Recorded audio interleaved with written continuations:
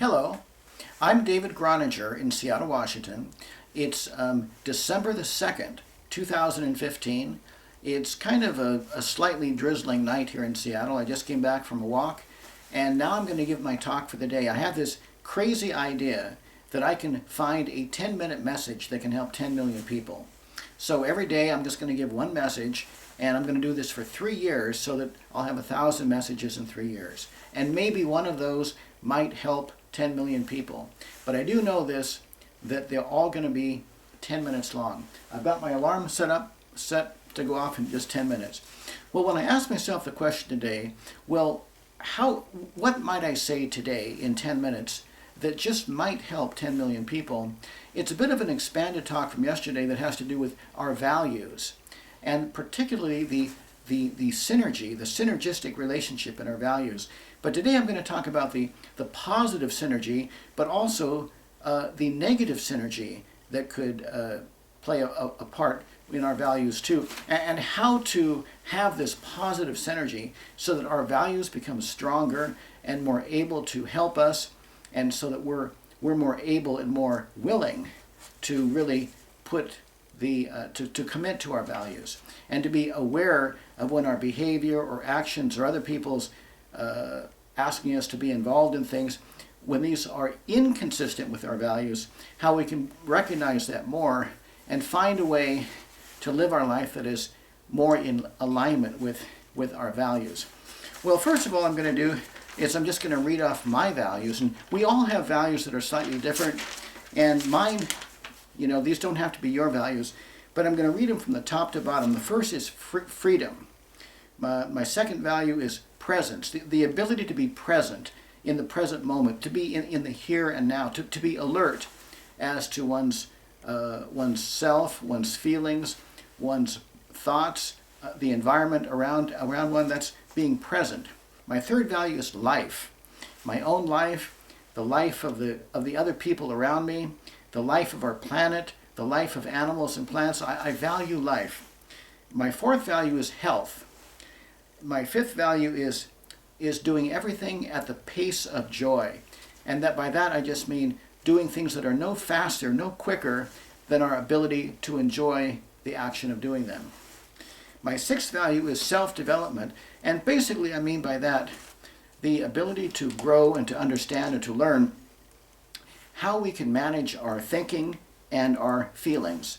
The mental development, emotional development. You might say our mental IQ and our emotional IQ.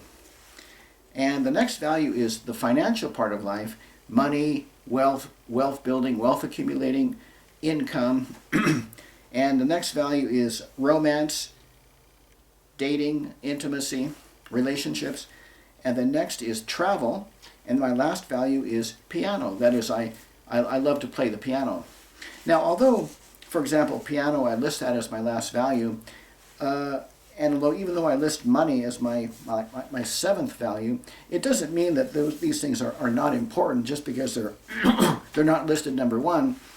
It just means that the way that I constructed my pyramid of values, or my structure of values, I structured it in a way so that the things that are most supportive are at the top.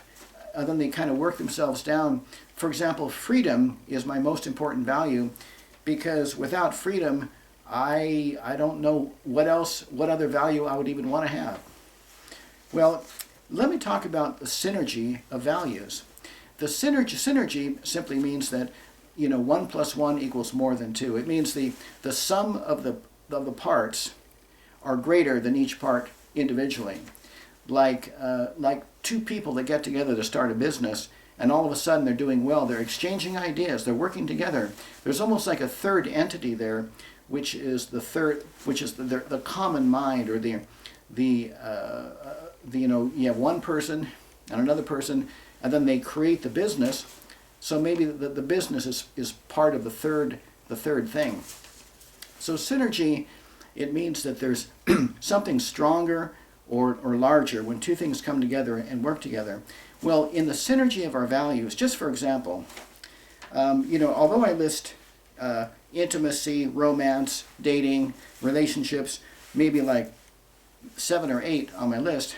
It's very important to me, but I list it there because things like health, I put health as a stronger value than my relationships. It only means that first thing in the day or first in mind, I'm going to be conscious of my health. Now, if I take good care of my health, aren't I going to have a better time when it comes to, romance and dating? For example, self-development, the ability to understand emotions, the ability to release negative energy, or to release feelings or to be able to process feelings and understand how we feel and how others feel. Isn't this so important in successful relationships? And so because this is a value of mine, and I focus and work on this value of self-development, self-growth, self-empowerment, self-awareness, self-introspection, keeping a journal, knowing thyself, understanding yourself, it sure helps me a lot in the area of relationships. In relationships, isn't one of the things people fear the most of being disapproved of, being rejected, being abandoned?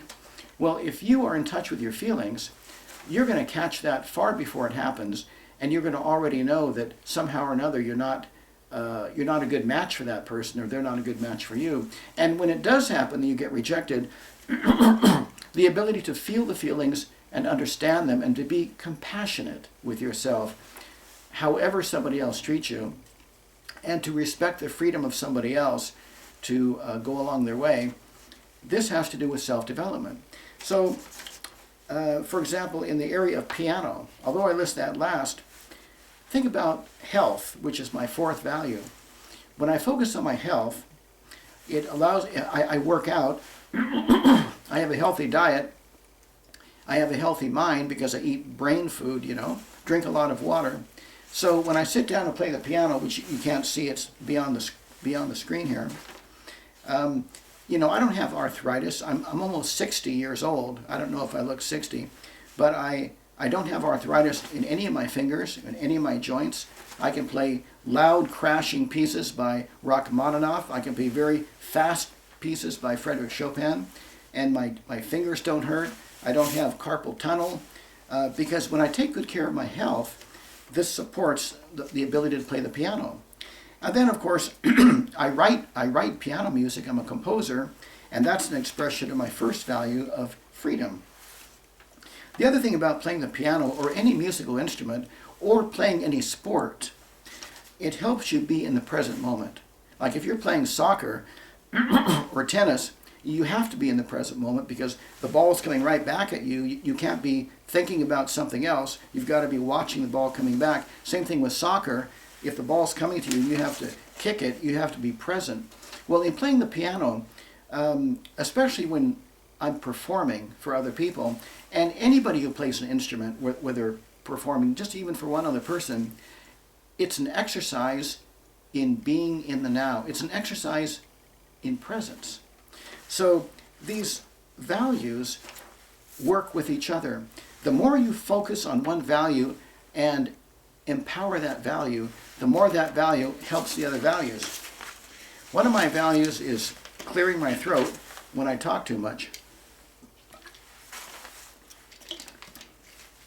And since health is one of my values, there's nothing like a little bit of water to support good health. So again, my values, my number 1 goes like this: freedom, presence, being in the present moment, life, health, going at the pace of joy, self-development, finances and money, relationships, romance, dating, travel, and piano. And what I do is I take each one of these things at some point and focus on it and ask myself, how can I better express this value? How can I better understand this value? How could I spend more time and how could I spend more time and effort in strengthening this value as a part of my life? And what I find out is that it helps the other ones. And every time I go to the second value, it in turn helps the other one. Now, a negative synergy is the opposite. How many people do you know who are relationship addicts, for example, or maybe even sex addicts? and yet they're not taking good care of their health. They're almost using their addiction as a substitute, perhaps, for poor health. Well, what do you know? That's my 10 minutes. You know, like in life, sometimes us creative people, people like Thomas Edison and Frank Lloyd Wright, the people that invent things, they invent them to the very last minute of their life, many. Michelangelo was probably painting pictures on the ceiling, you know, shortly before he died, and Picasso was creating his artwork and stuff up until the last moment. So even though the alarm clock went off, I'm going to cheat life and go just another minute, because the negative synergy is when any one of your values is in jeopardy, where you're neglecting this value, or it's weak, or it's somehow it's weak, and it can drag the other ones down. The example I'm giving is, if your health is poor and yet you want a relationship, and you have your friends call you up and say, hey, we're all going to go out to a dance tonight, maybe meet some new friends, but if you're too tired to do that, you won't go. So here your health has dragged down opportunities to meet people for relationships. Same thing with the ability, like in money. If you don't manage your money well, then how can you do things like travel, or maybe pay for the cost of courses and classes and coaching and counseling for like your self-development? Things like, if you're not managing your money well, then also this could hurt, you know, one's freedom. You feel less free if you haven't managed your money, and you have more debts than you have money coming in, so you have to spend more hours and more time working in order to pay off these debts. That could really make you feel less free. So the negative synergy in any part of life is when you have different components of life that are kind of interdependent, and one of these components is weak, or maybe the other one is weak, and they start negatively affecting each other. So think about your own values. Now, I listed my values, but think about your own values and examine the positive synergy between these. And this should motivate you to put more importance on your values. And because the combination of your values working together in harmony, supporting each other, is going to give you a kind of like a gradual upward growth of life, and the quality of life is going to be fantastic.